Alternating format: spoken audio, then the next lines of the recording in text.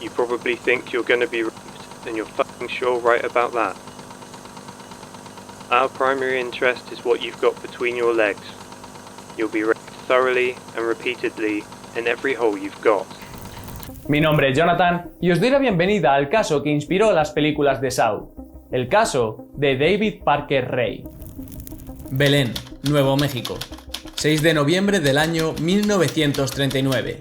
Esta es la fecha de nacimiento de David Parker Ray, el protagonista de esta macabra historia. Criado en el seno de una familia pobre, David, junto con su hermana Peggy y sus padres, vivían en casa de los abuelos de David.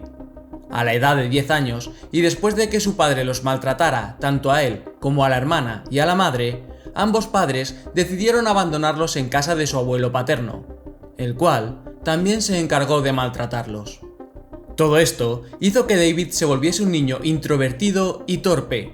Pensaba que la escuela sería su vía de escape, pero se equivocó, pues aquí también sufrió bullying. Todas estas circunstancias hicieron que se volviese más introvertido cada vez, especialmente con las chicas. Ya se empezaban a ver rasgos de una persona que tenía traumas psicológicos serios, y su siguiente decisión no hizo nada más que agravar todos los problemas. Y es que David empezó a consumir alcohol, otro tipo de drogas y contenido para adultos. Este último fue el que hizo el mayor punto de inflexión en su vida, pues consumía tanto este tipo de contenido que para que le siguiese dando placer tuvo que llevarlo al extremo, lo que lo convirtió en un asesino sádico e inclemente, apodado el asesino de la caja de juguetes. Pero para daros contexto, tenéis que saber que tras acabar el instituto, David se hizo mecánico, primero en un taller y después sirviendo al ejército de los Estados Unidos, del cual se retiró habiendo cumplido su función. Llegó a casarse 3 veces y se divorció en las 3 ocasiones. ¿Adivináis el por qué? Porque el sexo que él quería consistía en placer mediante el dolor. Y no hablamos de un sadomasoquismo común, hablamos de un extremo al que nadie quiere llegar. Y esto hizo que sus esposas se divorciasen de él y posiblemente salvaran sus vidas. Fruto de su tercer matrimonio, nació su hija Glenda Jean, conocida cariñosamente como Jessie. Este nombre cobrará mucha relevancia en el futuro, pues se unió a la locura de su padre. David tuvo otra hija más, pero esta luchó para que no se supiese su identidad y así no se la relacionase ni con su padre ni con su hermana. Imaginaos qué maldad y qué tipo de monstruo tienes que ser para que tu propia hija o hermana se esfuerce en que no se le asocie contigo por las atrocidades que has cometido. Antes de continuar, me gustaría pediros que le dieseis un like y que os suscribáis, ya que más del 80% de las personas que ven este canal no están suscritas. Así que si pulsáis este botoncito de aquí abajo, haréis que alcancemos nuestra primera meta de 1000 seguidores. Ahora sí, continuemos. Después de su tercer divorcio, y al ver que ninguna mujer con la que se había casado quería cumplir sus atrocidades sexuales, David decidió mudarse a los 50 años a una nueva ciudad, Elephant Butte, ciudad donde había un alto índice de prostitución. Ray, a sus 50 años, quería llevar a cabo todas sus macabras fantasías sexuales, con o sin consentimiento de la otra parte, por lo que decidió fabricar la famosa caja de juguetes, que era el remolque de un camión que le costó $100.000 y el cual adaptó para sus necesidades enfermizas. Primero, lo insonorizó para que no se escuchase nada de lo que pasaba dentro en el exterior, y después la equipó con cadenas, clavos, sistemas de polea, látigos, palos, sopletes, cuchillas de afeitar, una silla de ginecología, juguetes sexuales de todo tipo y taladros, entre otras cosas. Y en la parte de fuera se podía leer un cartel que decía Devil's Den, o lo que es lo mismo, la guarida de Satán. Por si todo esto no fuese suficiente, equipó dicho camión con un equipo de grabación, para que las víctimas pudiesen ver en todo momento lo que les estaban haciendo. E incluso David redactó un minucioso manual sobre cómo hay que tratar a una esclava sexual. Y sí, he dicho lo que les estaban haciendo, porque David no era el único. tenía varios socios, y los más enfermos fueron su hija Jessie, la cual le conseguía a las víctimas en bares de la zona, hablaba con las chicas, las drogaba a la bebida y más tarde las llevaba a la caja de juguetes. La otra socia era Cindy Hendy, que era amiga de Jessie y terminó siendo pareja de David, aunque este la sacaba 20 años. Tanto Jessie como Cindy participaron activamente en todo lo que pasaba dentro de la caja de juguetes. Y esto que vais a escuchar ahora es un fragmento de la grabación de 40 minutos que hizo David y que le ponía a todas sus víctimas antes de empezar a abusar de ellas. Os aviso que no es para nada agradable.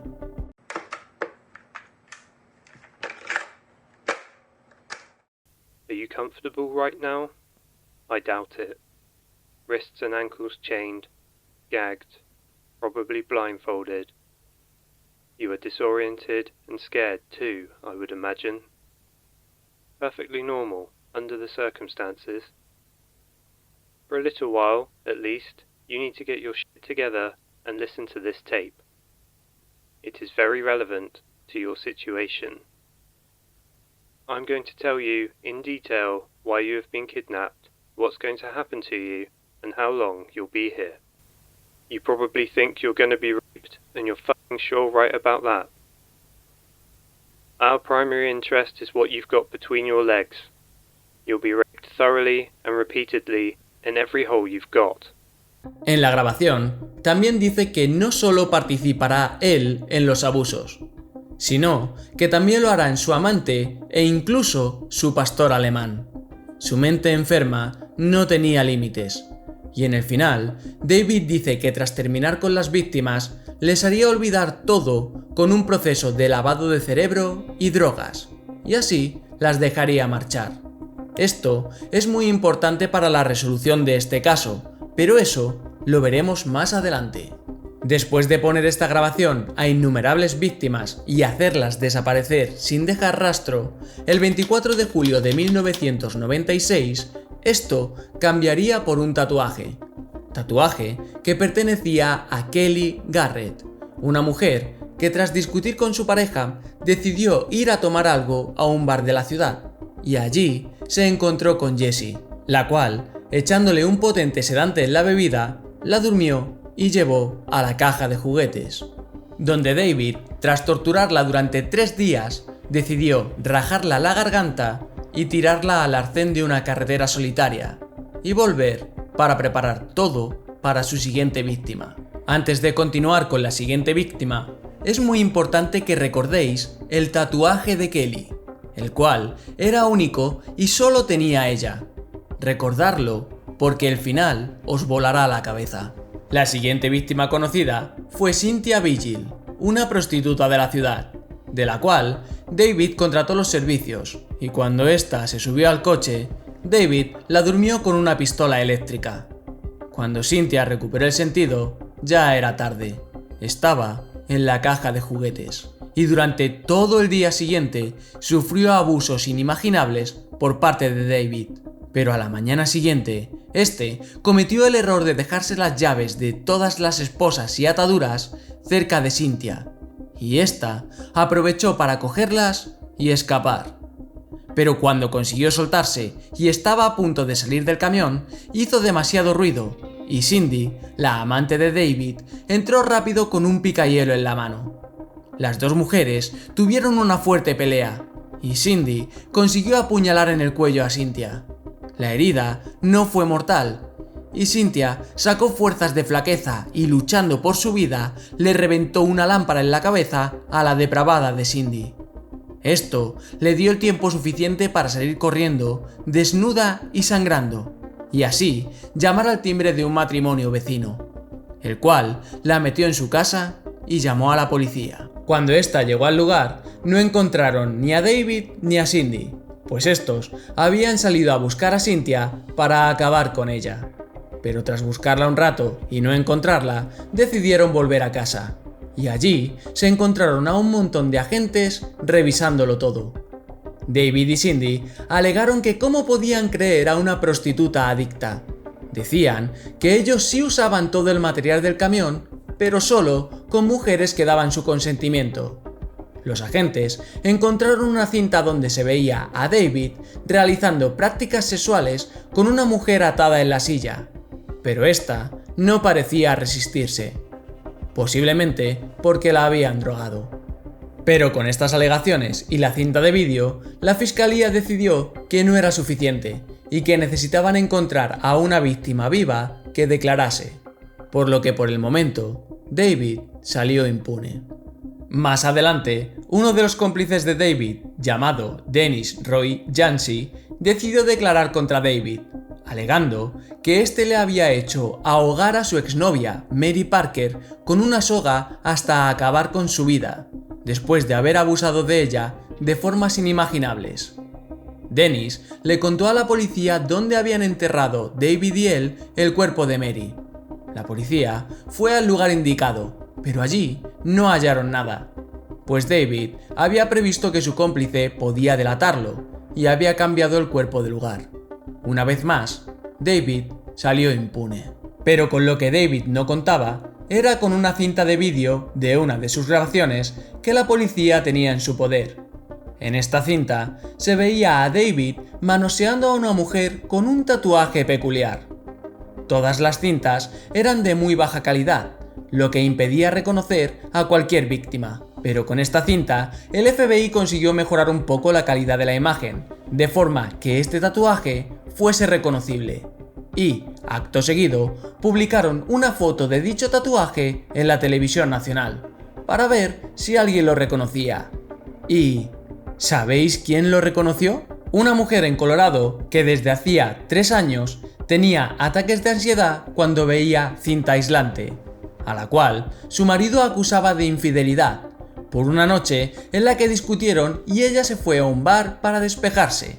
Y a partir de ese momento, ella no recordaba nada más, solo que había aparecido en una carretera con la garganta cortada. Como habéis podido deducir, esta mujer era Kelly Garrett. De alguna manera, su mente había bloqueado todo lo vivido durante esos 3 días de infierno.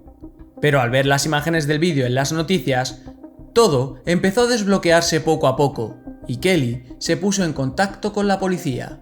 Después de un duro trabajo, consiguieron 3 mujeres que habían sido víctimas de David y que iban a declarar. La primera era Cynthia, pero la fiscalía no aceptó su testimonio por ser prostituta.